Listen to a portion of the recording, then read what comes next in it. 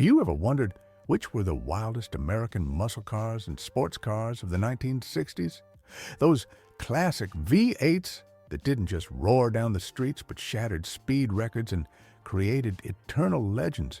Today, we're traveling together to the golden decade where power, extreme design, and pure American adrenaline combined to create true beasts of the asphalt.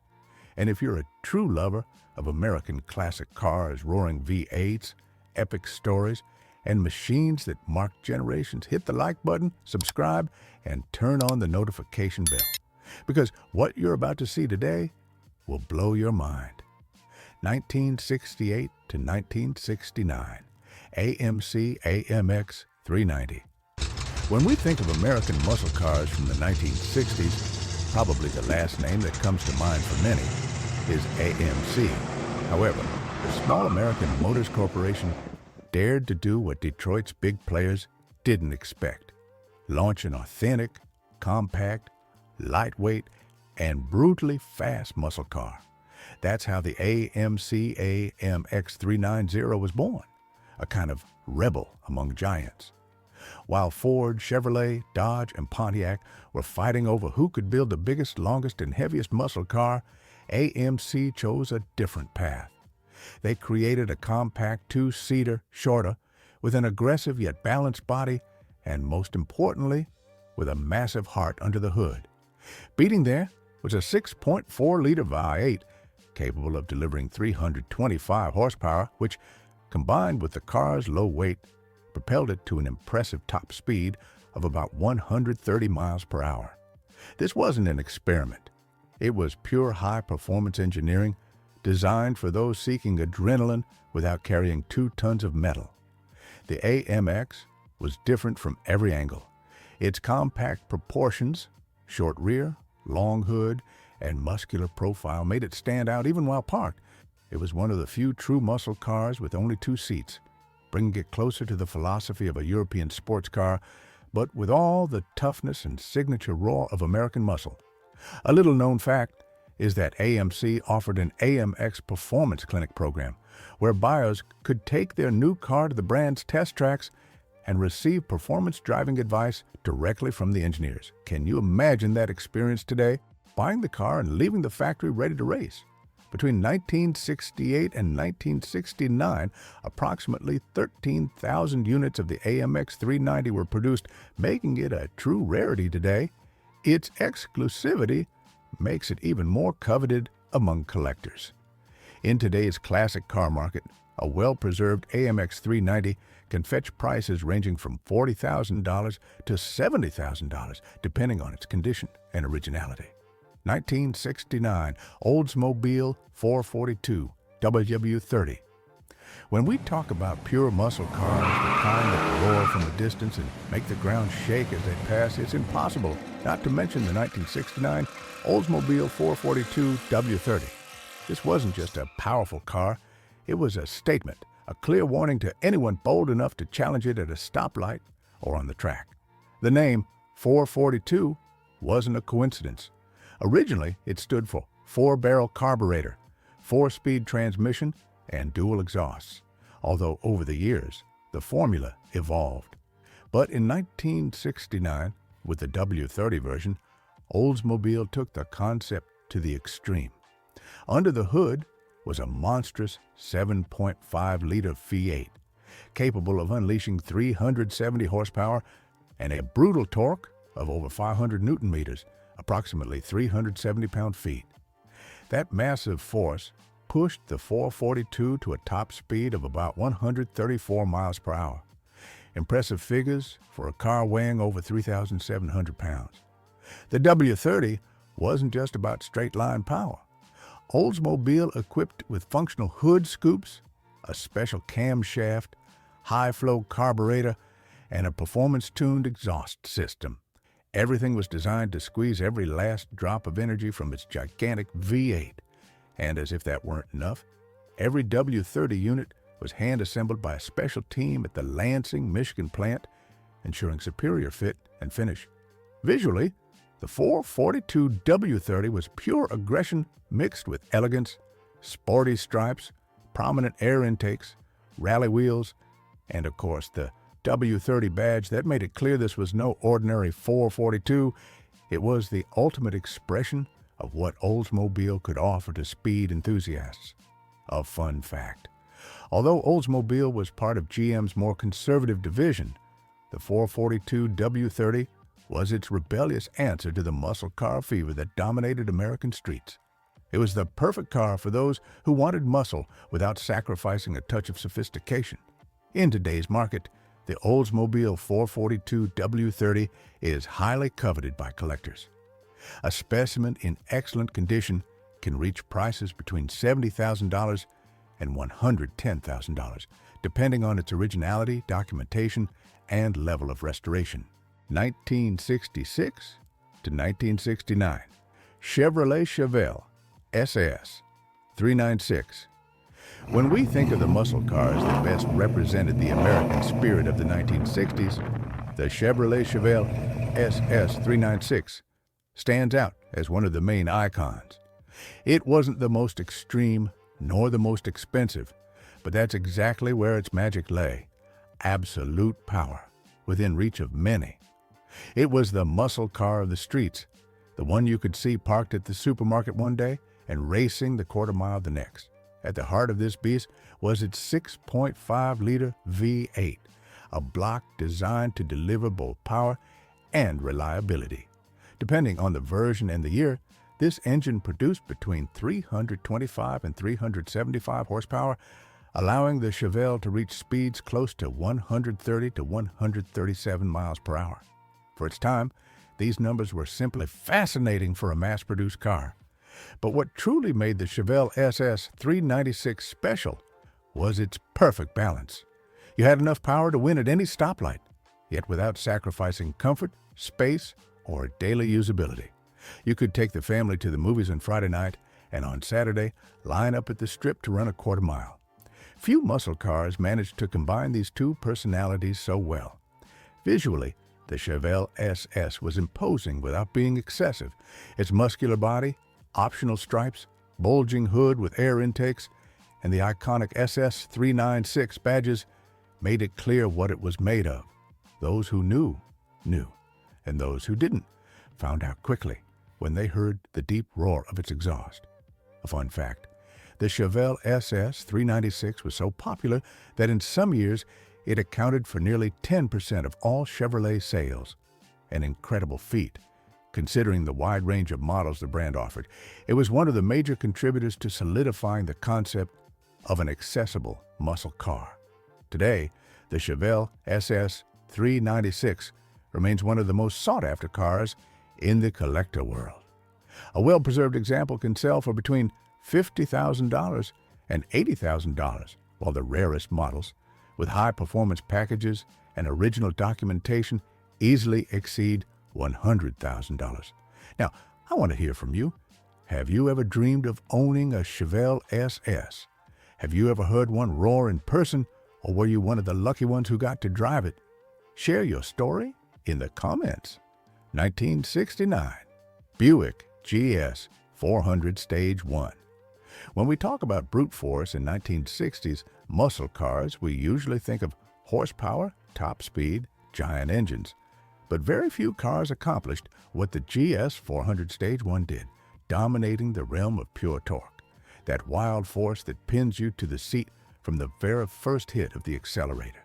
In 1969, Buick decided to break away from its image as a refined, elegant brand.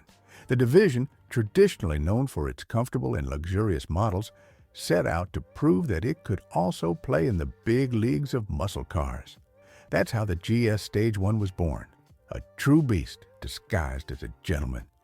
Under its massive hood rested a 7.5-liter V8, officially rated at 360 horsepower, though many experts at the time claimed the real figure easily exceeded 400 horsepower. However, the true spectacle began with its torque, an impressive 510 Newton meters, approximately 376 pound-feet, making it one of the highest torque muscle cars ever built. That brutal force allowed it to reach a top speed of about 134 miles per hour, but the most addictive part was how it got there. a constant, solid, unwavering thrust that pinned you back in the seat. Visually, the GS was simply intimidating. Its most iconic colors, satin yellow and Apollo white, combined with aggressive black stripes, a prominent rear spoiler, functional hood scoops, and rally wheels, made it a muscle car that not only felt fast, it looked like it was moving even while standing still. A fascinating fact is that Buick produced the GS 400 Stage 1 in extremely limited numbers, mainly during 1970, but its roots and prototypes began in 1969. That makes the early models even rarer and more desirable among collectors. Today, a Buick GS 400 Stage 1 in perfect condition is a true gem. Prices for these examples, depending on condition and documentation, range between $90,000 and $140,000. 1969 Pontiac GTO The Judge. There are muscle cars, and then there are legends. The Judge belongs to that special category of cars that weren't just fast. They defined an entire era, an attitude, a way of life. If the 1960s could be summed up in one car, many would point to the GTO The Judge as the perfect representative of the American muscle car spirit. By 1969, Pontiac had already revolutionized the market years earlier with the original GTO in 1964, considered by many as the first true muscle car. But competition was heating up. Rival brands were launching more powerful and aggressive models. Pontiac needed an answer, and that answer was the Judge. Bolder, more provocative, more powerful, and with a personality that simply couldn't be ignored. Under the hood, the Judge packed the brutal 6.5-liter Ram Air 4V8, an absolute mechanical masterpiece, officially rated at 370 horsepower. Though, like many muscle cars of the era, it's widely believed that the real number easily exceeded 400. This power allowed it to reach speeds between 134 and 137 miles per hour, placing it effortlessly among the fastest muscle cars of its generation. But what truly made the Judge stand out was its visual personality. Vibrant colors, like the iconic carousel red, which was actually a bright orange, the massive rear spoiler, side stripes, the Judge badge on the fender, and the prominent hood scoops gave it an imposing presence. This car didn't ask for attention, it demanded it. And why the name The Judge? Many think it's related to the legal system, but in reality, it was inspired by a comedy sketch from the popular TV show Rowan and Martin's Laugh In, which was a cultural phenomenon at the time. It was a nod to the youth of the era, a way to connect with younger, rebellious buyers hungry for speed. Today, the Pontiac GTO The Judge is a true trophy in the collector world. Prices vary, but an authentic, well-preserved, and documented example can fetch between $100,000 and $180,000, with the rarest versions easily surpassing that in specialized auctions. 1967 to 1969, Plymouth GTX 440. In the muscle car world, where most were fighting to see who roared the loudest, the Plymouth GTX 440 came in with a different proposition. Elegance on the outside, savagery on the inside. That's why many nicknamed it the gentleman's muscle car. And believe me, that nickname wasn't just a marketing slogan. It perfectly represented what this car was all about. Like its Dodge and Chrysler siblings, Plymouth was fully immersed in the big engine wars by the late 1960s, but the GTX was conceived as the premium option in its high-performance lineup. It wasn't just about power. They wanted to offer it wrapped in comfort and luxury for the driver who wanted to devour asphalt at high speed without sacrificing the feel of a true American Grand Tourer. Under its long and elegant hood hid the powerful 7.2-liter 440 Super Commando 5.8, a machine delivering 375 horsepower with torque exceeding 480 Newton-meters. That brute force allowed it to reach a top speed of about 140 miles per hour, placing it easily among the fastest muscle cars of its generation. And it did so with enviable smoothness, able to devour highway miles like it was floating over the asphalt. But the GTX wasn't just a straight-line missile.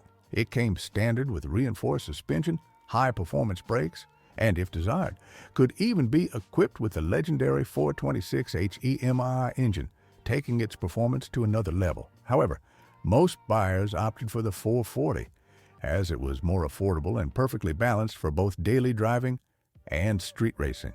Visually, the GTX offered a clean yet muscular design, with sleek lines, chrome details, sporty stripes, and that touch of distinction that set it apart from the more aggressive and youthful Roadrunner or Super B.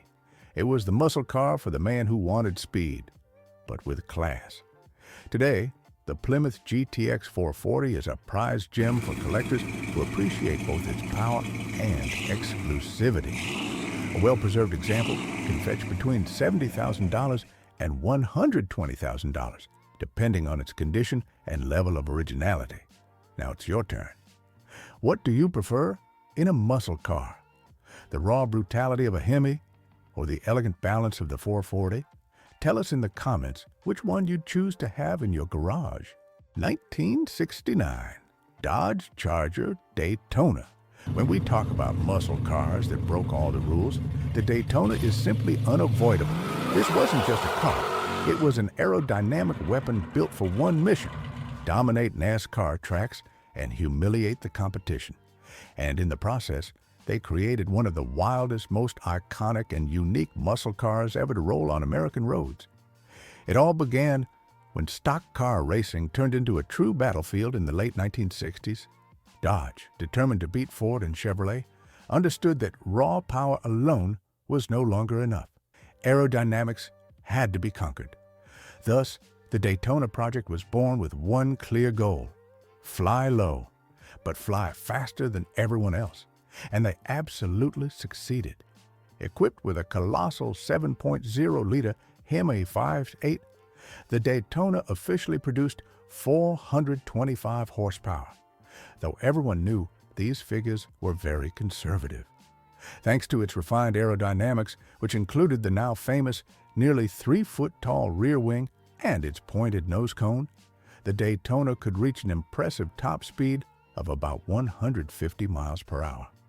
On NASCAR tracks, it broke records and forced the organizers to change the rulebook because it was simply too fast. Visually, the Daytona is pure spectacle. That sharp nose, the gigantic rear wing, the air scoops, and its stretched silhouette made it look almost extraterrestrial for its time. You couldn't see one on the street without stopping to admire it. Many called it the asphalt rocket, and with good reason. A fascinating fact: in order to homologate it for NASCAR, Dodge was required to produce at least 500 street-legal units. In the end, they built approximately 503 units, making the Daytona one of the most exclusive and coveted muscle cars in history. Today, finding an authentic Dodge Charger Daytona is like discovering the holy grail of American automotive history. Auction prices can vary widely depending on configuration and condition, but it's not uncommon to see units easily exceeding $300,000, with some original Hemi examples approaching $500 million. 1966 to 1967, Chevrolet Corvette Sting Ray 427. When someone mentions the word Corvette, it's impossible not to think of power, sensual curves, and the unmistakable roar of an American V8. But there was a very specific moment in history when the Corvette stopped being just an attractive sports car and became a truly untamed beast. That moment came in 1966, when Chevrolet introduced the Stingray 427. Until then, the Corvette was already respected, but the introduction of the legendary 7.0-liter Big Block 427 L72 took it to an entirely different level. This engine, officially rated at 425 horsepower, though everyone knew it easily exceeded 450, transformed the Stingray into one of the fastest and most desired cars on the planet. Its acceleration was brutal, and its top speed ranged between 150 and 155 miles per hour. Figures that, for the mid-1960s, seemed almost impossible to achieve for an American production car. But it wasn't just the engine that made it special. The Stingray 427 featured a refined chassis, reinforced suspension, four-wheel disc brakes, highly advanced for its time, and a four-speed manual transmission that connected the driver directly to the car's beating heart.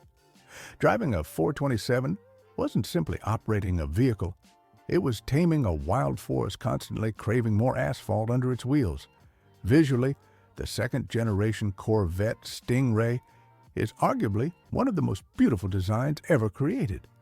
Its low-profile, hidden headlights, wide fenders, and iconic side vents made it an instant object of desire. On the street, it was impossible to ignore. On the track, many rivals simply couldn't keep up. A fun fact, the nickname Sting Ray wasn't chosen at random. Its fluid silhouette and organic lines were inspired by marine life, reflecting motion even when the car was standing still. It was speed, elegance, and aggression condensed into a single machine. Today, the Corvette Stingray 427 is a highly coveted collector's item. Well-preserved matching numbers examples can reach values between $150,000 and $250,000, depending on their history and level of originality.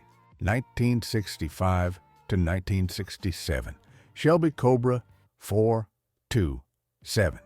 If we had to choose one car that perfectly symbolizes the madness, ambition, and genius of American muscle and sports cars from the 1960s, it would undoubtedly be the Shelby Cobra 427. This wasn't simply a fast car.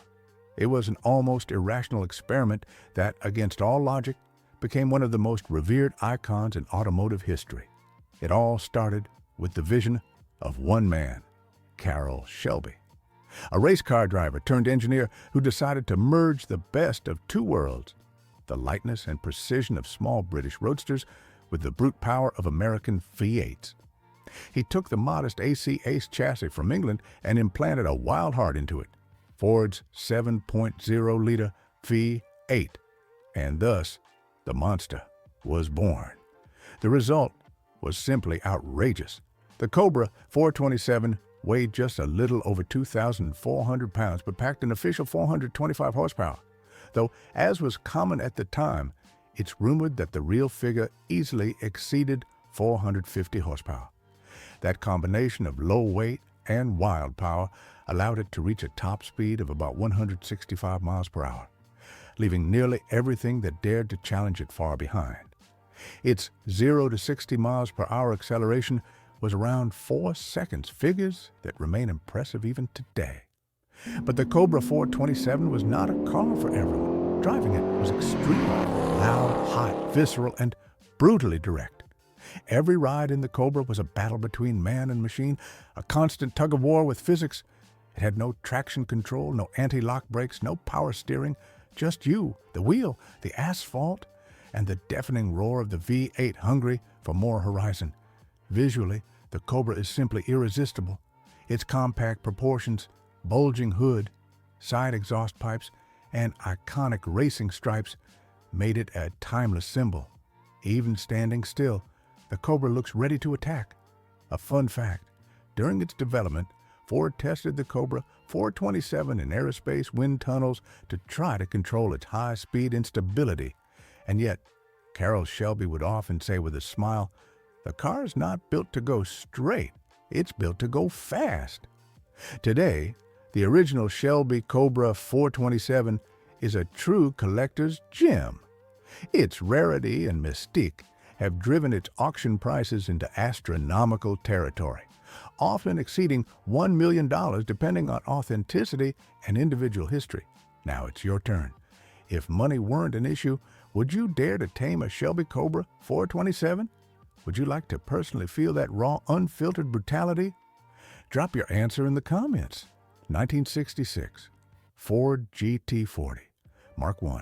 There are fast cars, there are legendary cars. And then there's the Ford GT40 Mark I, a machine that not only conquered the track, but became the ultimate symbol of revenge, glory, and mechanical perfection. This isn't just a story about speed, it's a story of pride, defiance, and how Ford snatched the crown from Ferrari on the world's most prestigious racing stage, Le Mans. It all started with a clash of egos. Henry Ford II attempted to buy Ferrari. Enzo Ferrari rejected the deal at the last minute. Humiliated, Ford swore revenge on the track. That's how the GT40 project was born. A car built with one single objective: destroy Ferrari on its own turf. The result was extraordinary. With a low-slung chassis standing just 40 inches tall, hence the name GT40, advanced aerodynamics for its time, and a 4.7-liter V8 engine, the MKI was pure racing engineering brought to the street. While its race versions were eventually fitted with even larger engines, the street homologated GT40 Mk I was already a monster on its own. With 380 horsepower, it could reach a top speed of around 205 miles per hour. Numbers that, in 1966, felt like science fiction for a street-legal car. But the GT40 wasn't just brutally fast. It was relentless in endurance, capable of sustaining its mechanical fury for 24 straight hours at Le Mans. And it proved it. In 1966, Ford swept the podium, taking the top 3 positions and kicking off a historic streak of 4 consecutive Le Mans victories from 1966 to 1969. Visually, the GT40 is simply mesmerizing. Its ultra-low stance, front air intakes, wide rear, central exhausts, and rounded headlights make it one of the most beautiful cars ever designed. Though built to race, its design continues to fascinate decades later. A fun fact: despite its racing nature, Ford built a very limited number of street-homologated Mark I versions, making them incredibly exclusive and highly coveted by collectors worldwide. In today's market, an original street-legal GT40 Mark I is nothing short of a treasure. The few existing examples easily surpass $3 million at international auctions, considered true holy grails of automotive history. And there you have it, the 10 fastest American cars of the 1960s. A decade where engineering turned into madness, V8s roared without mercy, and every brand raced to build the most brutal muscle car of all. These weren't just cars. They were legends that still make our hearts race. But now I want to hear from you. Which one of these monsters earned your absolute respect? Which would be the first you put in your garage if you could? Drop your answer in the comments. And if you're still hungry for speed, don't miss our other video where we explore the 10 fastest American cars of the 1950s. Trust me, that's where it all began.